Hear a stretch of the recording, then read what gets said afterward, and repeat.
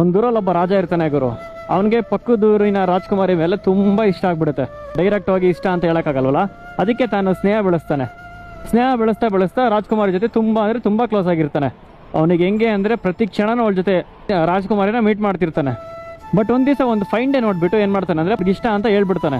ಆಗ ರಾಜ್ಕುಮಾರಿ ಏನು ಹೇಳ್ತಾಳೆ ಅಂದರೆ, ನಾನು ನಿಮ್ಮನ್ನು ಯಾವತ್ತೂ ನಿಮ್ಮನ್ನು ಒಬ್ಬ ಒಳ್ಳೆ ಸ್ನೇಹಿತ ಆಗಿ ನೋಡಿದ್ದೀನಿ, ಒಟ್ಟು ನಿಮ್ಮನ್ನು ಯಾವುದೇ ಥರ ಬೇರೆ ದೃಷ್ಟಿಲಿ ನೋಡಿಲ್ಲ ಅಂತ ಹೇಳ್ತಾರೆ. ಪ್ರತಿ ಸಲನೂ ಹೋಗ್ತಿರ್ತಾನೆ, ಹೇಳ್ತಿರ್ತಾನೆ, ನಾನು ನಿಮ್ಮನ್ನು ಹಂಗೆ ನೋಡ್ಕೊತೀನಿ, ನಾನು ನಿಮ್ಮನ್ನು ತುಂಬ ಚೆನ್ನಾಗಿ ನೋಡ್ಕೊತೀನಿ, ಈ ಜಗತ್ತಲ್ಲಿ ನನಗಿಂತ 1% ಯಾರು ನಿಮ್ಮನ್ನು ಇಷ್ಟಪಟ್ಟರೆ ಅವತ್ತೇ ನಾನು ನಿಮ್ಮನ್ನು ಮರಿತೀನಿ ಅಂತಲೂ ಹೇಳ್ತಾನೆ.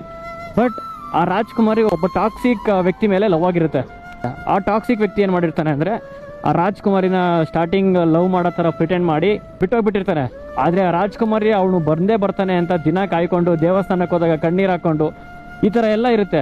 ಇದೆಲ್ಲ ಗೊತ್ತಾಗಿದ್ದು ರಾಜ ಏನು ಮಾಡ್ತಾನೆ ಅಂದರೆ, ಅವನಿಗೆ ಅರ್ಥ ಆಗ್ಬಿಡುತ್ತೆ, ನಾನು ಏನೇ ಪ್ರೀತಿ ಕೊಟ್ಟರು ಅವಳ ನೆನಪನ್ನ ನಾನು ಮರ್ಸೋಕ್ಕಾಗಲ್ಲ ಅಂತ ಅವನಿಗೆ ಗೊತ್ತಾಗುತ್ತೆ.